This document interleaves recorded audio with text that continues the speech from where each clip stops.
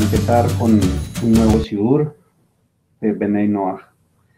En realidad es saber exactamente para qué son estos shiurim. No se trata simplemente de hacer las cosas mecánicamente, se trata de entender. Como mencionamos en la clase pasada, nos dimos cuenta de muchas cosas, de que esta es tal vez, por decirlo de esta manera, la religión más antigua del mundo, pero a su vez es la más nueva porque no es muy conocida. Hablamos la clase pasada, un resumen muy pequeñito, rápido, para poder saber exactamente qué es lo que vamos a hacer y cómo lo vamos a hacer. Muy bien. Empezando los créditos, es importante mencionar que estas clases están basadas en el libro del Camino del Gentil Justo de Chaim Clorfen y Jacob Rogalski. Y además, shiurim tomadas y lecciones aprendidas con el proyecto Benei Noach en la Yeshiva Pirkei Shoshanim de Israel, de su servidor.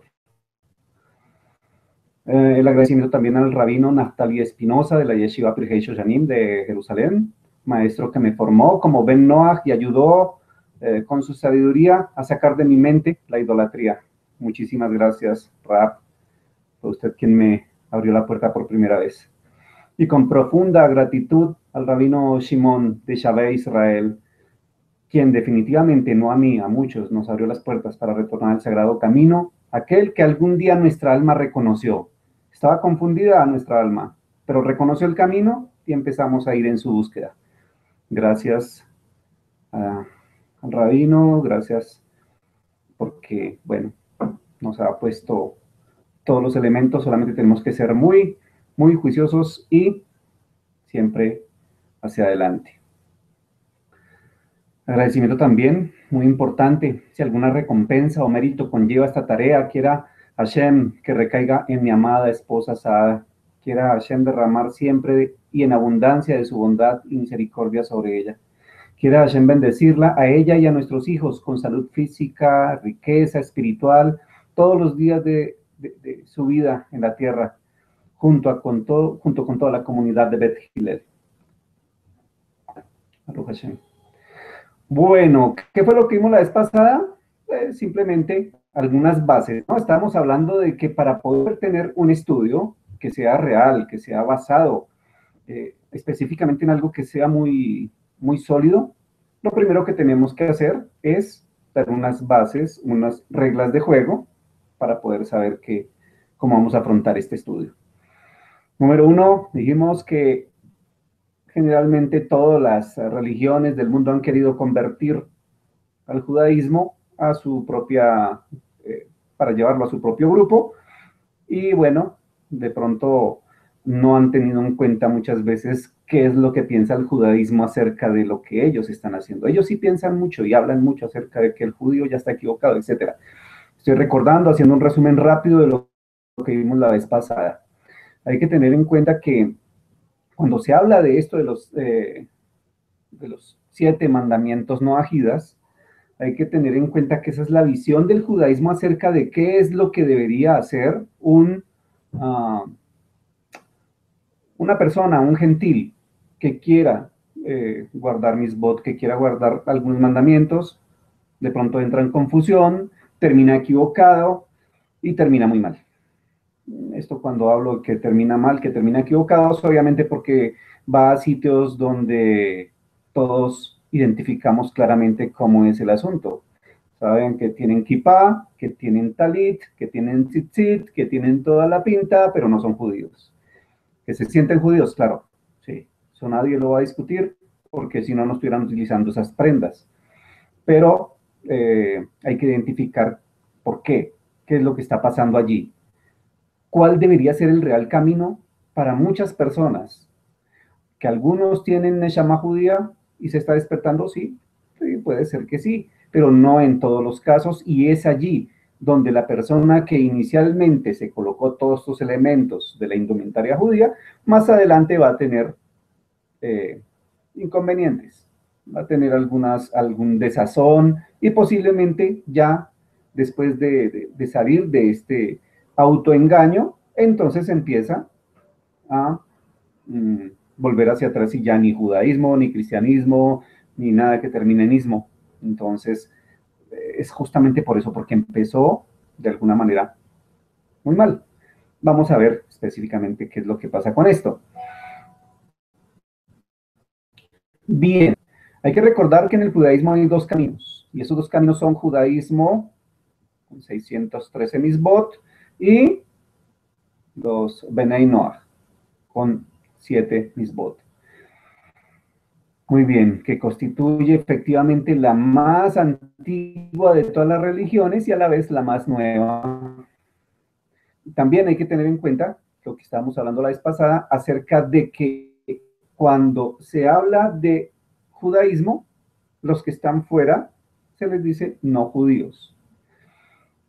Hay que recordar que estas clases, bueno, este mensaje va para los que ya tienen alguna clase de conocimiento, específicamente saben muy bien que después de ya tener alguna clase, de haber subido un escaloncito en estudios y todo esto, de pronto esta clase va a sonar un poco básica, pero está hecha con mucho cariño específicamente para las personas que de pronto están haciendo parte de una entidad cristiana donde usan algunos elementos judíos y no por eso son judíos, simplemente siguen siendo cristianos que están imitando al pueblo judío.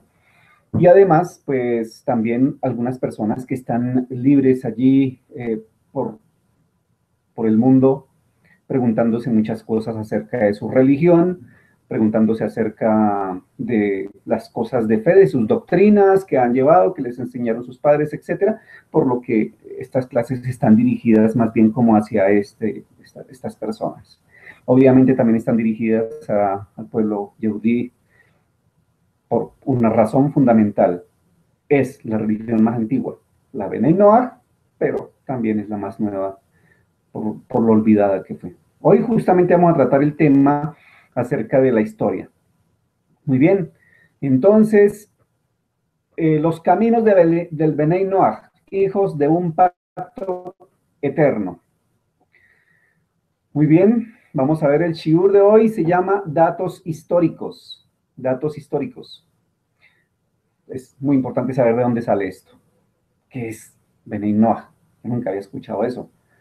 He escuchado de religiones en rincones del mundo donde hablan de que adoran piedras, que adoran cosas, que bueno, etcétera. Pero Benei Noach nunca lo había escuchado. Vamos a ver qué es. El código de ley divina que hoy conocemos como los 7 mandamientos de los hijos de Noach ha estado con la humanidad desde el tiempo en que Adán, el primer hombre, fue creado. Aun cuando el hombre es corona de la creación, fue la última de las creaciones, pues así Hashem sentaba una lección eterna con un simbolismo respecto al papel del ser humano en el mundo, del ser humano, toda la humanidad. Cuando el hombre está cumpliendo con la voluntad de Hashem, se ubica por encima de todo lo que fue creado antes que él y es verdaderamente corona de la creación. Pero cuando cae en desobediencia, es la última y más baja de todas las criaturas, incluso inferior al mosquito que pasa improductivamente su vida entera, símbolo del peor egoísmo. Pero aún más pequeño, aún el más pequeño de los mosquitos cumple con el deseo de Hashem. Solamente nosotros, solamente el hombre tiene la opción de transgredir o no. Tiene esa opción hermosa de cumplir o puede hacerlo diferente, puede no cumplir. Es allí donde está la gran diferencia entre los animales y los seres humanos. Hay un versículo muy bonito que aún siendo muy sencillo dice mucho. Dice, y el Señor Dios ordenó a Adán diciendo, de todo árbol del jardín ciertamente podrás comer, pero del árbol del conocimiento del bien y del mal tú no deberás comer porque el día que lo comas ciertamente morirás. Este versículo constituye la fuente de los 7 mandamientos noajidas. Y de hecho, Adán recibió de Hashem la responsabilidad de enseñar las leyes a las generaciones futuras. Pero ¿cómo? Ahí no veo nada de eso que está diciendo. Muy bien, vamos a irlo desglosando poco a poco. Sin embargo, cuando el verso establece que Hashem ordenó a Adán con la palabra diciendo, a pesar de que la palabra diciendo podría considerarse algo fácil, algo superfluo. Es un, es un principio de estudio en la Torá que no hay palabras superfluas, porque cada punto y cada coma vienen a enseñarnos algo. Muy importante cada cosita en la Torá. En este caso, la palabra diciendo indica que Hashem no solo dio el mandato a Adán, sino que él buscaba que Adán, a su vez, lo transmitiera. Es un principio de análisis que cuando un verso establece y el Señor Hashem habló a Moshe diciendo, significa que Hashem enseñó algo a Moshe y que esperaba que Moshe a su vez lo enseñara al pueblo judío. O como en este caso, los 7 mandamientos de los hijos de Noaj a toda la humanidad. Y de esta manera, Adán enseñó a sus hijos las 7 leyes universales. No veren, ahí vamos con los 7. Importante, ténganlo en cuenta y escúchenlo bien. No venerar ídolos, no maldecir a Hashem, no asesinar, no robar, no involucrarse en inmoralidad sexual, no comer miembro de animal vivo y establecer cortes de justicia que fortalezcan estas leyes. Y así toda la humanidad con estas 7 leyes. Prueba clara de que los descendientes de Noah conocían estas leyes y que debían obedecerlas se dio en 1656 años después de la creación, cuando mediante el diluvio universal, Hashem castigó a la humanidad por no haber guardado estos mandamientos. Hashem miró la tierra y aquí que estaba corrompida, porque toda carne había corrompido su camino sobre la tierra. Eso está en Bereshit 6.12, Génesis 6.12. El comentario de Rashi. Rashi es un gran comentarista, un gran rabino, un gran sabio del pueblo de Israel. Enseña que la corrupción, la palabra corrupción era la inmoralidad sexual y prácticas idolátricas. Esto es lo que para Rashi significa la corrupción, la palabra corrupción. El siguiente versículo dice, y Hashem le dijo a Noah, el fin de toda carne ha venido delante de mí porque la tierra está llena de maldad. Eso está en Bereshit 6.13, es el siguiente. Muy bien. Rashi comenta que la frase la tierra está llena de maldad se refiere al robo. Así, debido a la inmoralidad sexual, idolatría y robo, 3 de los 7 mandamientos que Adán debía enseñarle a sus hijos y que la humanidad debería observar. El creador de todo destruyó todo, excepto por un remanente que incluía a Noah, su esposa, sus 3 hijos y sus 3 nueras. De pronto, la pregunta que surge siempre es, bueno, ¿cómo sabemos los 7 mandamientos? ¿De dónde salieron? A ver, ¿dónde están? Yo los quiero ver como está en Shemot 20, en Éxodo 20, donde dice, yo soy Hashem, todo alguien que te sacó de la tierra, todo esto. Yo los quiero ver así, en ese orden. No los vamos a encontrar así. Pero cuando observamos los castigos y cuando Hashem recriminaba al pueblo y decía que lo iba a acabar, que lo iba a destruir, siempre mencionaba 3, 4 de esos 7. Sigamos. Para cuando las aguas del diluvio se asentaron, la tierra ya estaba purificada y la humanidad no tenía que regresar a los tiempos de Adán para encontrar al padre de la humanidad. Ahora la humanidad tenía un nuevo padre, Noah. Y la diferencia de Adán, quien había fallado al no cumplir a cabalidad con los mandamientos de Hashem, Noah era un hombre recto, justo en su generación, y Noah caminó con Hashem, dice en Bereshit 6.9. De esta manera, con un mundo revestido de frescura y concebido en santidad, Hashem reafirmó los 7 mandamientos originales que él había enseñado a Adán. Hashem entuvo a Noah y a sus hijos y a sus nueras y prometió que nunca más destruiría el mundo como lo había hecho, sellando la promesa para todos los tiempos al establecer un pacto con Noah. Como está expresado en el verso, y habló Hashem a Noah y a sus hijos con él, diciendo, y yo, he aquí que establezco mi pacto con ustedes y con su descendencia después de ustedes. Y en el verso, y el siguiente dice, y Hashem dijo, esta será la señal del pacto que establezco entre yo y ustedes, y todo ser viviente que está con ustedes por generaciones para siempre. Yo pongo mi arco en las nubes como señal del pacto que establezco entre yo y la tierra.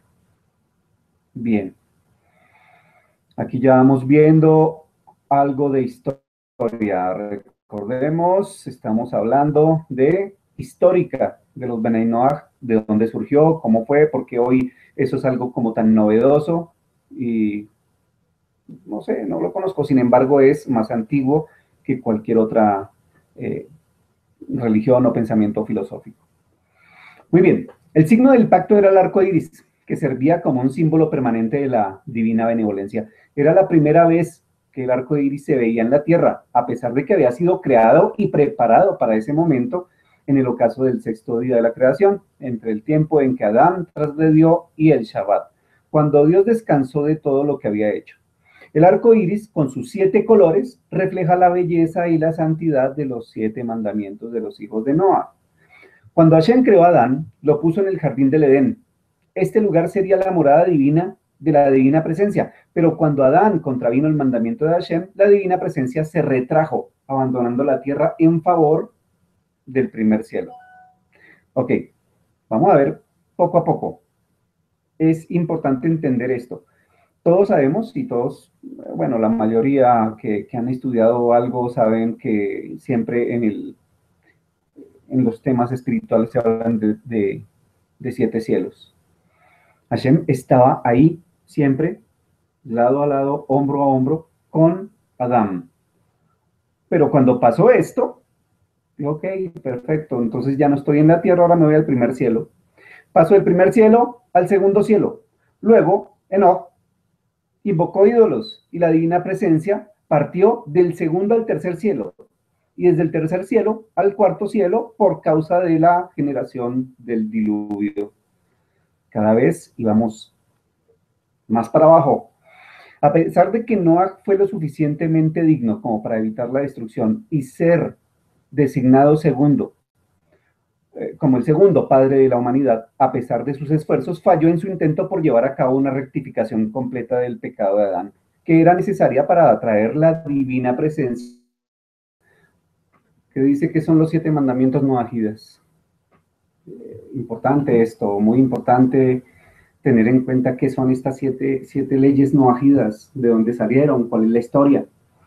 El código de ley divina, que hoy conocemos como los 7 mandamientos de los hijos de Noah, ha estado con la humanidad desde el tiempo en que Adán, el primer hombre, fue creado, aun cuando el hombre es corona de la creación. Fue la última de las creaciones, porque así Hashem sentaba una lección eterna con un simbolismo respecto al papel del ser humano en el mundo. Cuando el hombre estaba cumpliendo con la voluntad de Hashem, cuando el hombre está cumpliendo con la voluntad de Hashem, tenganlo en cuenta, se ubica por encima de todo lo que fue creado antes que él y es verdaderamente corona de la creación. Pero cuando cae en desobediencia, es la última y más baja de todas las criaturas, incluso inferior al mosquito que pasa improductivamente su vida entera, símbolo del peor egoísmo. Pero cuando el más pequeño de los mosquitos cumple con el deseo de Hashem, solo aún, pero aún el más pequeño de los mosquitos cumple con la voluntad de Hashem. Llega a mi mente el recuerdo de alguien que me decía que fue a una comunidad judía, una persona que estaba interesado, que estaba empezando como a sentir esa necesidad de guardar algunas misbot, etcétera. Y allí le mencionaron algo que pues él era peor que un perro. Claro, él llegó a donde estaba yo y me dijo que imposible, cómo era posible que lo hubieran tratado de esta manera. Eh, bueno, yo traté de explicarle, no, es que no le están diciendo que usted es peor que un perro, le están diciendo que hasta un perro cumple con la voluntad de Hashem. Para lo que fue creado, eso hace. En cambio, el hombre, no. El hombre, y solo el hombre, tiene la opción de transgredir o no, de cumplir o no. Y generalmente, ¿qué es lo que hace? No cumple. Esto lo hace peor que un mosquito, peor que un perro. Traté de explicarle eso a él, finalmente no sé si lo entendió, pero bueno. Hay un versículo, está específicamente en Bereshit 2, 16 y 17, son 2 pasukim, que por su sencillez a veces es tomado a la ligera. Pero aún en su sencillez, el versículo dice, y el Señor Dios ordenó a Adán diciendo, de todo árbol del jardín ciertamente podrás comer, pero el árbol del conocimiento del bien y del mal tú no deberás comer, porque el día que comas de él ciertamente morirás. Constituye la fuente de los 7 mandamientos. Este paso constituye la fuente de los 7 mandamientos noajidas, y de hecho Adán recibió de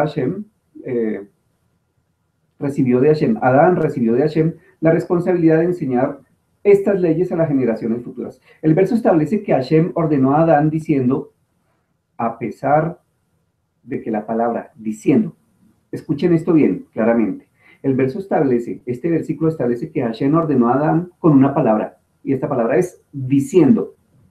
A pesar de que la palabra diciendo se podría considerar superflua, muy fácil, es un principio de la Torá que no hay palabras superfluas, porque cada punto y coma que están en la Torá vienen a enseñarnos algo. En este caso, la palabra diciendo indica que Hashem no solo que dio el mandato a Adán, sino que también buscaba que Adán a su vez lo transmitiera. Es un principio de análisis que cuando un verso establece y el Señor Hashem habló a Moisés diciendo, significa que Hashem enseñó algo a Moisés, y que esperaba que a su vez Moshe lo enseñara al pueblo judío. O como en este caso estos 2 versículos que acabamos de leer, los 7 mandamientos de los hijos de Noaj se le enseñaran a toda la humanidad. No solamente le dijo, sino que también tenía que transmitirlo. Y de esta manera, Adán enseñó a sus hijos las 7 leyes universales: no venerar ídolos, no maldecir a Hashem, no asesinar, no robar, no involucrarse en inmoralidad sexual, no comer el miembro de un animal vivo, y establecer cortes de justicia que fortalezcan estas leyes. Así, bajo estas leyes, progresó la humanidad. Prueba clara de que los descendientes de Noah conocían estas leyes y que debían obedecerlas se dio 1656 años después, cuando mediante el diluvio universal Hashem castigó a la humanidad por no haber guiado a estos mandamientos a todos. Dice, hay un pasuk que dice, Hashem miró a la tierra y aquí que estaba corrompida, porque toda carne había corrompido su camino sobre la tierra. El comentario de Rashi es un gran rabino, un gran sabio del pueblo Yehudí, del pueblo de Israel, enseña que la corrupción era la inmoralidad sexual y las prácticas idolátricas. El siguiente versículo dice, y Hashem le dijo a Noaj, el fin de toda carne ha venido delante de mí, porque la tierra está llena de maldad. Rashi comenta que la frase, la tierra está llena de maldad, se refiere al robo. Así, debido a la inmoralidad sexual, idolatría y robo, 3 de los 7 mandamientos que Adán debía enseñarle a sus hijos y que la humanidad debería observar, el creador de todo destruyó todo, excepto por un remanente que incluía a Noaj, a su esposa, sus 3 hijos y sus 3 nueras. Pero cuando las aguas del diluvio se asentaron, la tierra ya estaba purificada y la humanidad no tenía que regresar a los tiempos de Adán para encontrar al padre de la humanidad. Ahora la humanidad tenía un nuevo padre, Noah. Y a diferencia de Adán, quien había fallado al no cumplir a cabalidad con los mandamientos de Hashem, Noah era un hombre recto, justo en su generación, y Noah caminó con Hashem. Eso está escrito en Bereshit 6.9, Génesis 6.9. De esta manera, con un mundo revestido de frescura y concebido en santidad, Hashem afirmó los 7 mandamientos originales que él había enseñado a Adán. Hashem bendijo a Noaj, a sus hijos y a sus nueras, y prometió que nunca más destruiría el mundo como lo había hecho, sellando la promesa para todos los tiempos al establecer un pacto con Noaj, el nuevo padre de la humanidad, como está expresado en el verso. Y habló Hashem a Noaj y a sus hijos con él, diciendo, y yo, he aquí que establezco mi pacto con ustedes y con su descendencia después de ustedes. Y en el verso también dice, y Hashem dijo, esta será la señal del pacto que establezco entre yo y vosotros, y todo ser viviente que está con ustedes. por generaciones y para siempre. Yo pongo mi arco en las nubes como señal del pacto que establezco entre yo y la tierra. Todo este relato está en Bereshit 9, del 12 al 13, para quienes quieran mirar sus Humash. Muy bien. El signo del pacto era que lo que hoy día conocemos como el arco iris, arco que tiene algunos colores, que serviría como un símbolo permanente de la divina benevolencia. Era la primera vez que el arco iris se veía en la tierra, a pesar de que había sido creado y preparado para este momento en el ocaso del sexto día de la creación, entre el tiempo en que Adán transgredió y el Shabbat, cuando Hashem descansó de todo lo que había hecho. El arco iris, con sus 7 colores, refleja la belleza y santidad de los 7 mandamientos de los hijos de Noah. Bueno, yo nunca he contado los colores, pero todos, hasta los científicos, dicen que tiene 7. Bueno, 7 leyes, muy bien. Cuando Hashem creó a Adán, lo puso en el jardín del Edén. Este lugar sería la morada de la divina presencia. Pero cuando Adán contravino el mandato de Hashem, la divina presencia se retrajo abandonando la tierra en favor del primer cielo. Entonces, con el pecado de Caín sobre Abel, la divina presencia partió desde el primer cielo al segundo cielo. Luego, Enoch invocó a ídolos y la presencia divina partió del segundo al tercer cielo. Y desde el tercer cielo al cuarto por causa de la generación del diluvio. Cada vez íbamos hacia abajo, no íbamos progresando, no nos estábamos elevando espiritualmente, lo que íbamos era de para abajo. A pesar de que Noah fue lo suficientemente digno como para evitar la destrucción y ser designado segundo padre de la humanidad, a pesar de sus esfuerzos, falló en su intento por llevar a cabo una rectificación completa del pecado de Adán, que era necesario para atraer la divina presencia de vuelta a su morada deseada aquí en la tierra. Uno de los primeros actos en que se ocupó al abandonar el arca fue plantar una viña. Eso está en Bereshit 9, 20 y 21. La mayoría de los comentaristas son bastante estrictos, muy críticos respecto a este proceder. Después de todo, la humanidad apenas había sido destruida. Plantar una viña para hacer un vino de su fruto se presenta totalmente inapropiado bajo dichas circunstancias.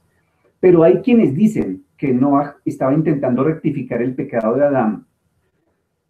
El Talmud presenta la opinión de que el fruto del árbol del conocimiento era la vid. Lo que Adán habría hecho es beber vino de una manera profana. Habría sido la intención de Hashem que Adán esperara hasta el Shabbat, que llegaría en unas cuantas horas, y entonces el fruto del árbol, la uva, sería usado para santificar el Shabbat y testimoniar el hecho de que Hashem había creado el mundo en 6 días y el séptimo día había descansado.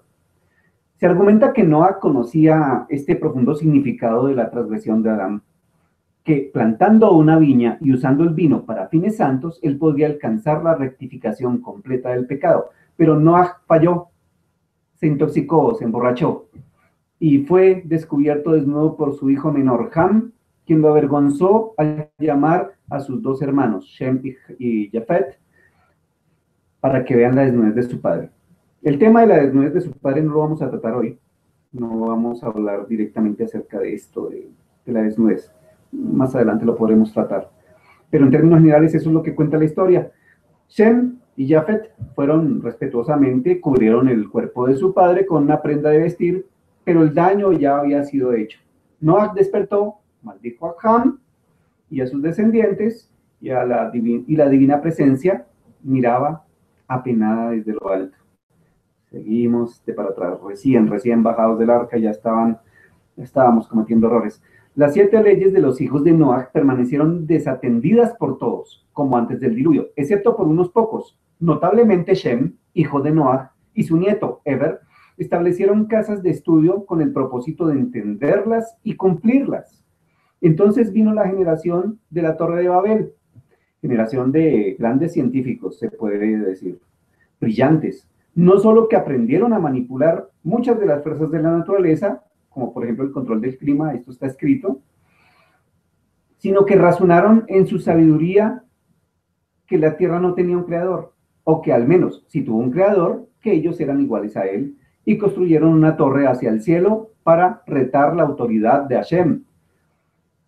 Científicamente concluyeron que, puesto que el diluvio vivenciado por Noah ocurrió en el año 1656, después de la creación, eh, para ellos significaba que cada 1656 años el cielo se estremecería, las profundidades se abrirían y la lluvia buscaría destruir la tierra. Y la Torah enseña: y descendió Hashem para ver la ciudad y la torre que edificaron los hijos del hombre. Esto ya fue desde el quinto cielo, cada vez más lejos. Hashem tomó medidas para frenar a sus hijos errantes al confundir sus lenguas y dispersarlos a tierras distantes. Originalmente toda la humanidad hablaba una misma lengua, hebreo, el idioma de las escrituras. Pero ahora la humanidad había perdido este mérito y desde entonces, para comunicarse con los hombres, recurrían a alguno de los 70 idiomas originales que había en el mundo. 70 naciones fueron creadas o repartidas, toda la población fue repartida en 70 naciones, 70 idiomas tenían.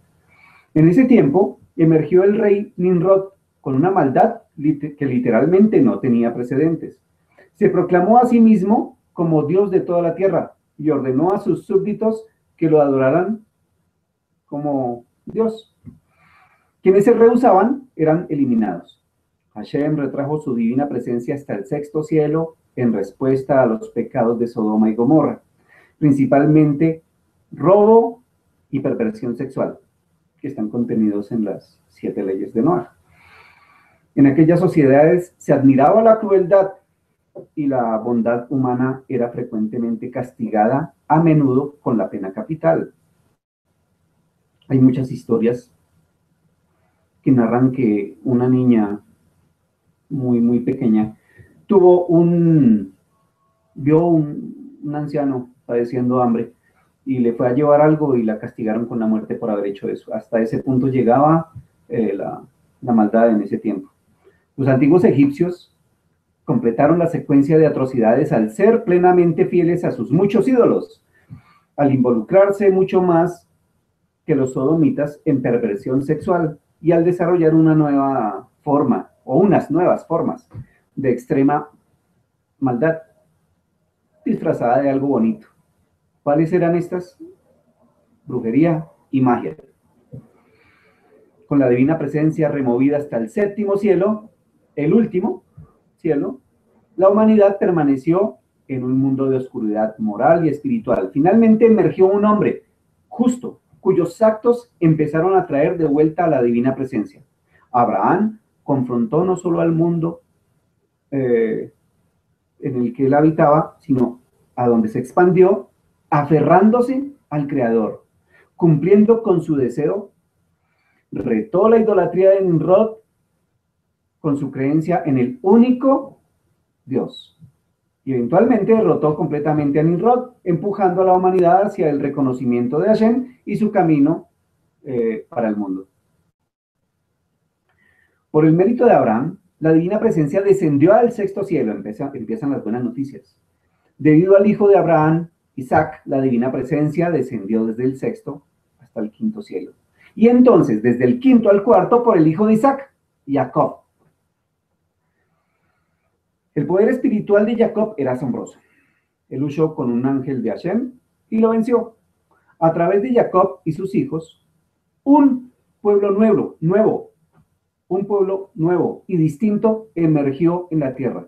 Los hijos de Israel fueron llamados así en virtud de la bendición y un nuevo nombre que el Creador le dio a su padre.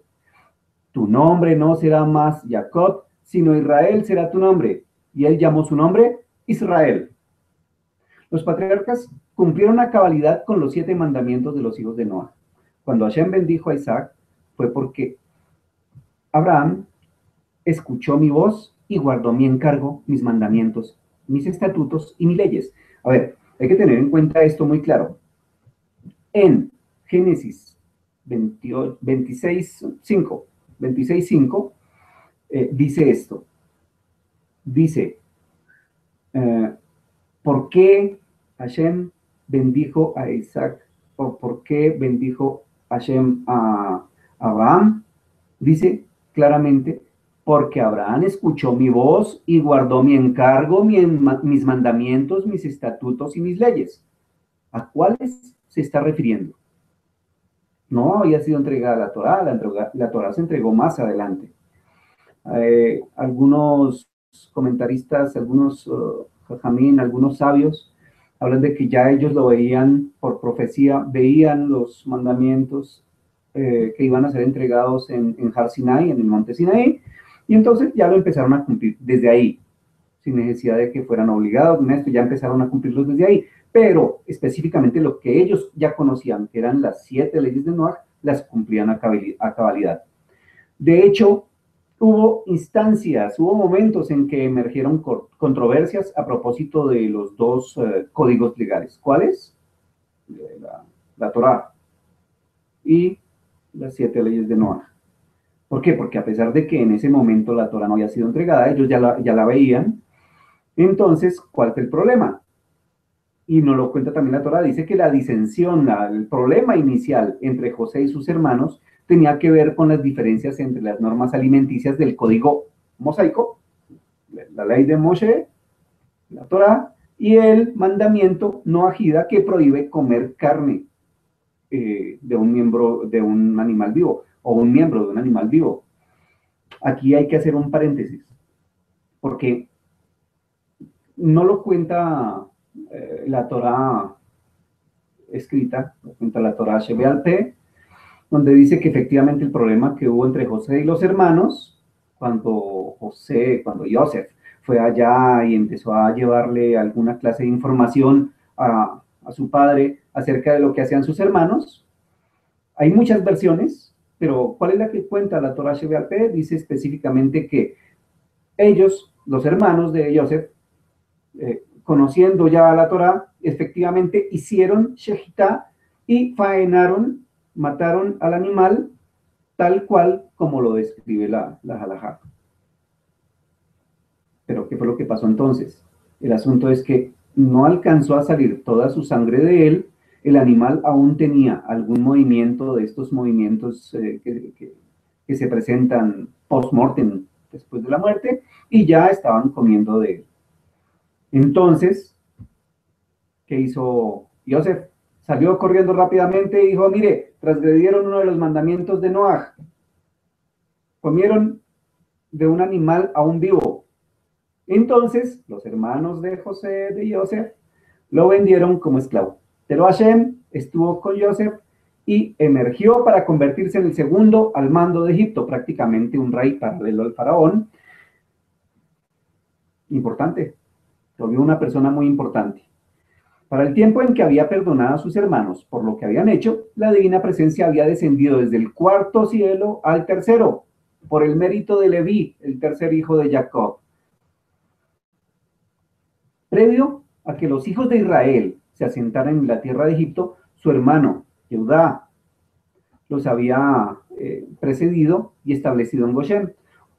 Habían puesto una escuela para el estudio de la ley de Hashem, tanto los 7 mandamientos que tenían obligación de observar como las leyes que recibieron como herencia de Abraham, Isaac e Israel.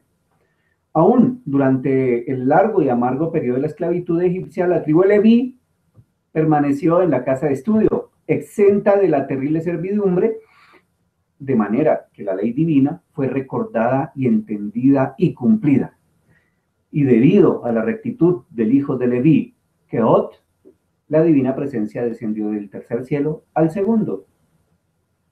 Ante el decreto de Faraón sobre la muerte para los hijos varones que nacieran en el pueblo de Israel, Amram, hijo de Keot, líder de esa generación, se divorció de su esposa, Yochebed. Su idea era no traer a la vida más infantes israelitas para evitar que fueran asesinados. Amram sabía muy bien, como líder, que su acción sería imitada por su pueblo, que es precisamente lo que sucedió. Aquí una explicación rápida. ¿Qué fue lo que pasó? Faraón mandó matar todos los hijos varones, entonces Amram dijo, ok, no vamos a tener más hijos, yo me voy a divorciar de mi esposa, no vuelvo a nada, absolutamente no voy a... Y todos ustedes hagan lo mismo, por favor. Inmediatamente todos empezaron, pasó algo. Su hija, Miriam, le hizo ver que en tanto Faraón había emitido un decreto en contra de los varones, él, Amram, lo había hecho en contra de varones y de mujeres al evitar que llegaran a este mundo, que era peor el mandamiento que había tenido Amram que el de Faraón. Conforme a las palabras de su hija, Amram y Jochebed volvieron a casarse. Y de esto nació Moshe, Moisés. En mérito de Amram, la divina presencia descendió del segundo al primer cielo. Moisés es, en la historia de la humanidad, el individuo más humilde que haya vivido. Su humildad era tan grande que se veía a sí mismo como nada. Cualquier logro suyo lo miraba como algo que provenía exclusivamente de Hashem. Él sentía que Hashem hubiera bendecido a otro hombre con tantos talentos como a él, ciertamente hubiese logrado más con ellos. Esta autonulificación lo puso en claro contraste con Faraón, quien afirmaba ser una deidad, quien afirmaba ser Dios o un Dios. Cuando Hashem redimió a los hijos de Israel y diezmó la idolatría de Egipto, fue para que tuviera lugar su revelación en el Sinaí con la entrega de la Torá. 50 días después de que los hijos de Israel dejaran Egipto, Moisés ascendió al monte Sinaí y a plena vista de 600,000 varones judíos y al menos 1.400.000 entre mujeres y niños, el Señor Dios de Israel descendió a la tierra desde su bóveda celestial y dijo: yo soy Hashem Tolokim, que le sacó de la tierra de Egipto de casa de esclavitud. Empieza la entrega de la Torá. Ahí bajó ya otra vez a la tierra y bueno, mediante la entrega de la Torá, el Dios de Israel ungió a los descendientes de Abraham, Isaac y Jacob como su pueblo elegido, ordenándoles que cumplieran los 613 mandamientos de la Torá.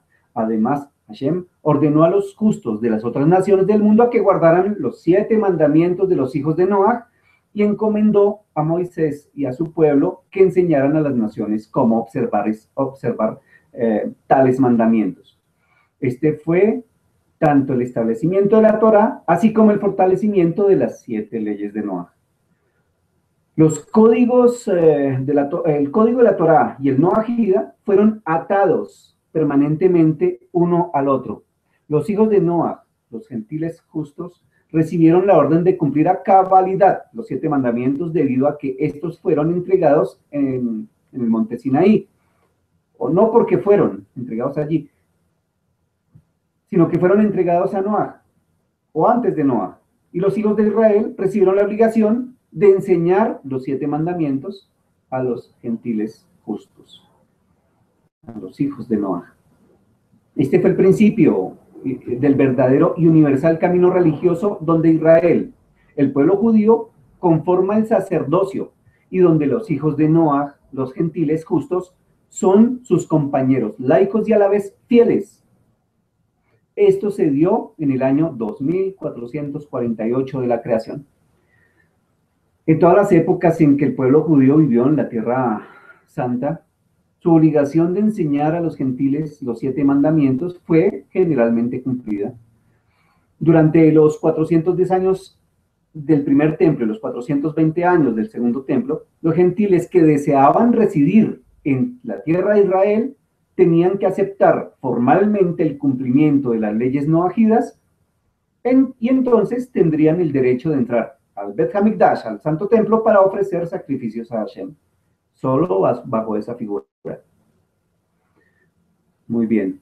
Con respecto a las naciones del mundo, es donde está el problema. Aquí viene la parte, hasta ahí vamos bien, porque todos los gentiles que llegan a la tierra de Israel, observan, se impregnan de la Kedushá que hay en la tierra de Israel, en Jerusalén, llegan allí al Bet HaMikdash, quieren guardar Torah, les dicen, ok, perfecto. Si quiere guardar Torah lo puede hacer como converso. Si de pronto sus actividades y todo lo demás no lo deja, si de pronto usted todo lo que pasa a su alrededor le hace difícil que usted tenga en cuenta guardar todos los mitzvot. Entonces, para usted está las leyes de Noah. Y ellos se añadían. Pero lo que pasaba afuera, con la gente que estaba a kilómetros de distancia de ahí, que no les interesaba el asunto, era el problema. Esto se presentaba como un escollo para Israel, a pesar de ser muy influyente bajo el reinado de Shlomo Amelech, del rey Salomón. Constituía nada más que un pedacito, Israel constituía un pedacito del gran globo terráqueo. La observancia de las leyes noajidas fuera de la tierra de Israel era bastante escasa. Entonces, en el año 4800 de la creación, hace más o menos 2000 años, Hashem tomó una drástica medida para remediar la situación.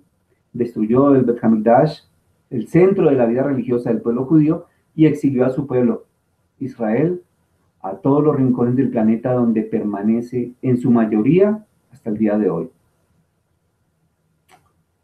Como el Talmud establece, el pueblo judío fue exiliado con el propósito de hacer conversos. Esto es, enseñar a las naciones la fe en el único creador. Esto nos lo dice el Talmud.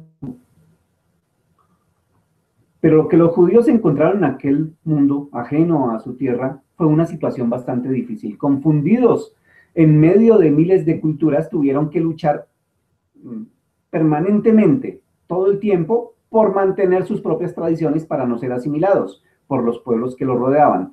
Y de esta manera cumplir con el precepto de la Torá, que dice, guárdate de no unirte a ellas, siguiendo aún después de ser destruidas delante de ti, y que no averigües respecto a sus dioses, diciendo, del modo que servían estas naciones a sus dioses, así yo haré también. Tenían que guardarse de esto. Incluso el judío encontró que aquellos pueblos le eran hostiles y desconfiados. De hecho, demasiado ocupados tratando de convertirlos a sus propias religiones, como para permitirse escuchar lo que él pudiera tener para decir sobre esta materia, sobre las demás religiones. No les interesaba escuchar nada, parece época moderna, no les interesaba absolutamente nada, lo único que les interesaba era convertirlos. Hoy, ya pasamos al día de hoy, 3 factores han motivado un cambio. En primer lugar, el deterioro espiritual de la humanidad ha alcanzado un nivel alarmante. La mitad del mundo sigue una doctrina oficial de ateísmo que los judíos consideramos la más cruel forma de idolatría. Y una buena parte del resto del mundo está sumergido en la inmoralidad y el crimen. Ese es el primero. Segundo, existe un espíritu de ecumenismo, entiéndase por ecumenismo, aquí el pensamiento que dice que todos los caminos llevan a Dios. Entonces usted puede ser budista, adorador de maderos, puede ser cualquier cantidad de cosas y finalmente va a llegar a Dios. Y todos terminan uniéndose porque todo es Dios. En términos muy, muy amplios, esto sería ecumenismo. Entonces existe un espíritu de ecumenismo en gran medida debido a la radio y televisión, a la explosión de la información. Se sabe mucho de todo y poco estudio. Muy bien. El tercer factor es que Hashem finalmente ha traído el tiempo propicio, como está escrito. Entonces, dice el Señor de los ejércitos, en aquellos días sucederá que 10 hombres de todas las lenguas de las naciones se aferrarán a los bordes de las vestimentas del judío, diciendo, iremos contigo, porque hemos oído que Hashem está contigo. Está pasando mucho. Vamos a empezar a resumir. Estamos llegando ya casi al final de la charla, entonces vamos a resumir. Es obvio que había una ley divina antes de la entrega de la Torá. Después de todo el asesinato, debe haber sido prohibido, porque Caín fue castigado por matar a Abel. Ahí ya tenemos una ley. La generación del diluvio fue castigado por robo generalizado, pues entre muchas fallas. Las ciudades de Sodoma y Gomorra fueron destruidas por una extensa maldad, y en particular la mala conducta sexual. Así que vemos que Hashem tenía expectativas para la humanidad, para el hombre, antes de la entrega de la Torá. Aunque las fuentes antiguas son escasas, hay referencias de la época del segundo Bet Hamikdash, del segundo templo. en adelante con respecto a los fieles no judíos. Estos no judíos, conocidos con el nombre de, a ver, esto cuando lo averigüé, está escrito como en griego, dice Phebomeinoi, o temerosos del cielo.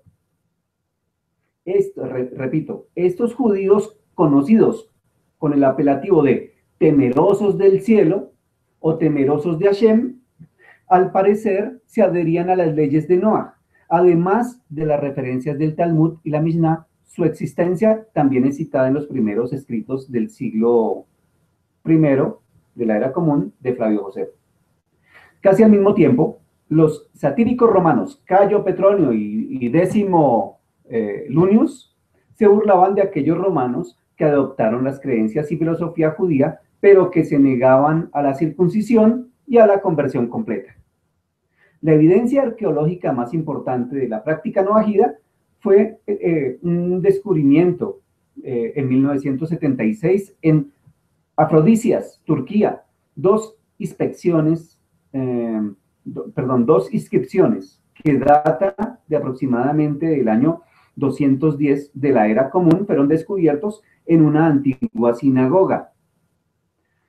La primera inscripción, oído esto, fueron descubiertas dos inscripciones en una antigua sinagoga que estaba destruida, pero llegaron algunos restauradores, desenterraron y encontraron varias evidencias. La primera es una inscripción donde hay una lista de los fundadores de la sinagoga, todas con nombres judíos comunes para el periodo, para ese tiempo. Y la segunda inscripción, sin embargo, tiene una lista de nombres que no son judíos, como Zenón, Atenógoras, Diógenes, etc. Esta inscripción está precedida por las palabras, abro comillas, y estos son los que están temerosos de Hashem. ¿Ok? Cuando tiene todos estos nombres, que no son judíos para nada, son griegos o de cualquier otro origen, son precedidas de las palabras, y estos son los temerosos de Hashem. Una inscripción similar fue descubierta en la antigua sinagoga en ruinas de Sardes, Turquía.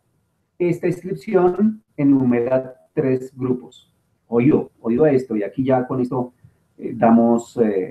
iniciamos la finalización del estudio. Esta inscripción enumera 3 grupos: judíos, conversos y observadores de las leyes de Noah. Un gran descubrimiento. Sin embargo, con el ascenso gradual del poder de la Iglesia y el aumento en la persecución y la dispersión de la comunidad judía, la observancia de la fe de Noah cayó en el camino. Con la excepción de algunos casos individuales, la fe de Noah no reapareció de nuevo hasta finales del siglo XIX y principios del siglo XX, aquí nada más, muy cerca. La práctica de Noah volvió a surgir a finales del siglo XIX debido a la reunión fortuita de Aimé Pallier, nacido en 1868 y falleció en 1949. Él se encontró con el rabino Eliyahu Ben Amosech, para que tengan en cuenta estos nombres: Aimé Pallier, Eliyahu y el rabino Eliyahu Ben Amosech. Pallier había perdido la fe en la doctrina católica y comenzó una búsqueda personal de la verdad religiosa, después de haber sido expuesto a un auténtico estudio de Torá en su ciudad natal de León. Se interesó por la conversión al judaísmo. Por razones familiares, la conversión era una opción remota, y Pallier se encontraba en un profundo conflicto espiritual. Sus amigos de la comunidad judía sugirieron a Pallier que se dirigiera al rabino Eliyahu Ben Amosech, el rabino de la comunidad sefardí de Livorno, Italia.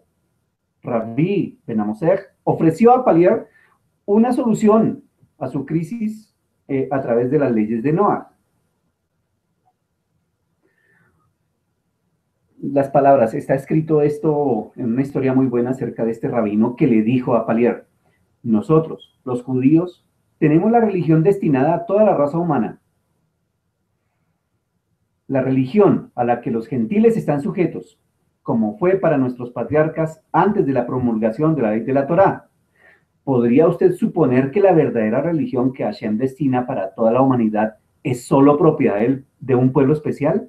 No, en absoluto. Su plan es mucho mayor que eso. La religión de la humanidad no es otra que el noajismo, porque fue fundada por Noé, no porque fue fundada por Noaj, sino porque fue a través de la persona de este justo que se hizo el pacto de Hashem con la humanidad. Este es el camino que se abre frente a su esfuerzo y es mi deber difundir este conocimiento. Estas fueron las palabras que le dijo el rabino a Palier. En pocas palabras, estamos hablando de 1800, cuando este rabino le dice a Palier, mire, sí, usted está enamorado de la Torá, pero su vida no le permite guardar todos los misbot por casos familiares y problemas que tenía este personaje. Entonces, le ofrezco la que viene desde más antes de la entrega de la Torá. Es las Sheva Misbot Benei Noach.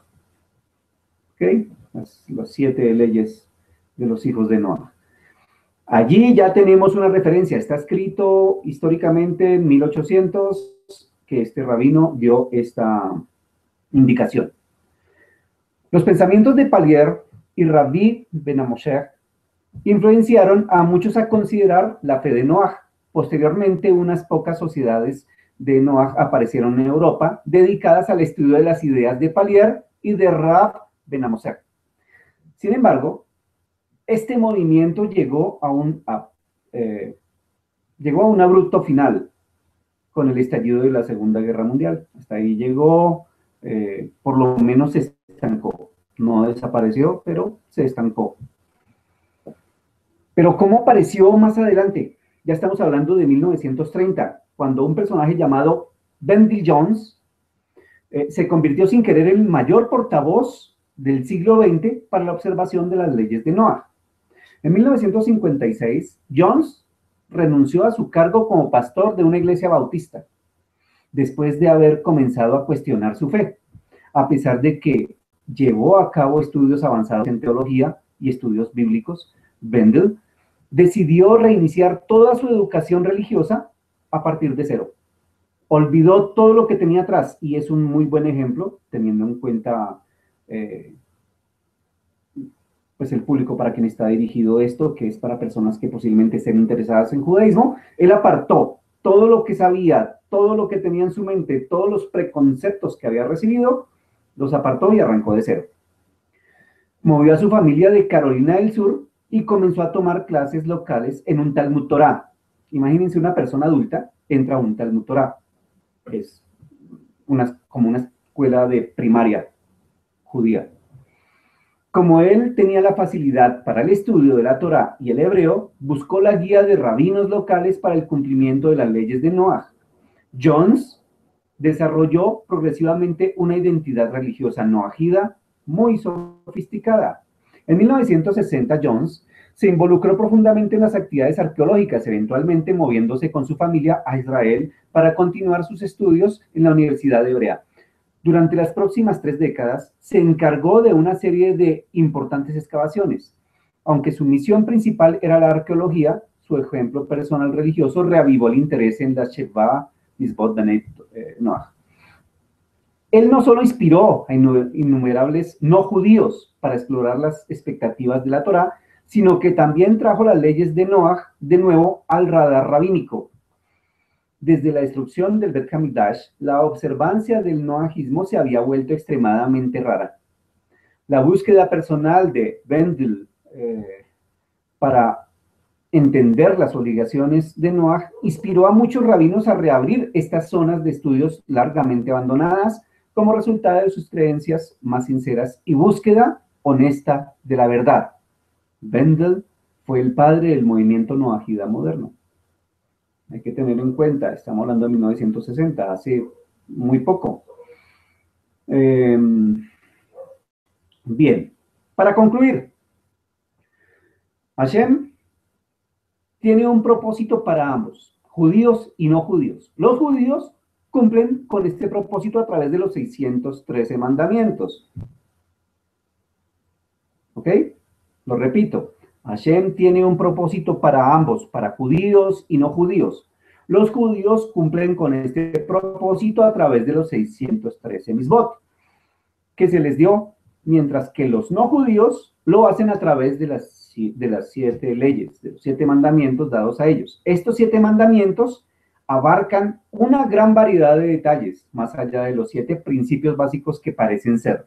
Esto es importante. Ya en la próxima clase vamos a empezar a tocar las 7 leyes como tal. Esta clase de hoy es la parte histórica, pero vamos a empezar a tocarlos uno por uno y nos vamos a dar cuenta que de estos 7 emanan muchas cosas. Incluso hay halajá, hay como normatividad de cómo guardar cada uno de estos mandamientos. Por lo tanto, muy importante para la próxima clase. Ok, la segunda conclusión. Hay pruebas, tanto escritas y arqueológicas, de las comunidades no ajidas de los tiempos bíblicos. Estamos hablando de hace 2000, 2400 años. Y también en el tercer siglo. El ascenso de la iglesia al poder eliminó estas comunidades. Hasta el siglo XIX, la observancia del noajismo y la identidad noajida era algo muy raro. Tercera conclusión. A finales del siglo XIX y principios del XX, Aimé Pallier y el rabino Eliyahu Ben Amosech reintrodujeron la observancia noajida en Europa. Sus escritos sobre el papel de las leyes de Noaj en la sociedad moderna son importantes. Sin embargo, su visión de la identidad y la práctica del noajismo están fuertemente influidas por el pensamiento religioso universalista frecuente en Europa en ese momento. Cuarta conclusión. En la segunda mitad del siglo XX, Wendell Jones, acuérdense este nombre, lo pueden buscar en internet, Wendell Jones, se convirtió en el impulsor y punto de reunión para el resurgimiento del interés en la observancia del noajismo, dejando un profundo impacto en el curso del movimiento noajida. Bueno, una quinta conclusión. El rabino Moshe Weiner, en 2001, comenzó a compilar el Sefer Sheva Mitzvot Hashem, la primera recopilación de las principales fuentes auténticas, importante esto, auténticas, correspondientes a las leyes de Noah. Ya se empezó a hacer un trabajo más serio de recopilación. Muy bien. Y ya para terminar, quiero dejarles este pensamiento. Tengan en cuenta esto. De pronto aquí se habla de que sí, desde la época de Adán, entonces Hashem por los pecados retiró al primer cielo, al segundo cielo, hasta que llegó al séptimo, después por los méritos de otras personas empezó a bajar hasta que llegó el Bet Hamikdash y salió de su bóveda celestial, ya estando en la tierra, y quedó y hizo su presencia en Har Sinai y en el Mishkan, todo esto. Se cuenta toda esta historia, se habla de todo y alguien me dice, aún me parece que es no tan claro, como que no me queda muy claro que digamos. ¿Dónde puede haber una fuente en la Torá o en el Tanaj? Para las personas que no reconozcan esto de Torá y Tanaj, pues entonces simplemente el Antiguo Testamento, como si hubiera uno nuevo. Muy bien.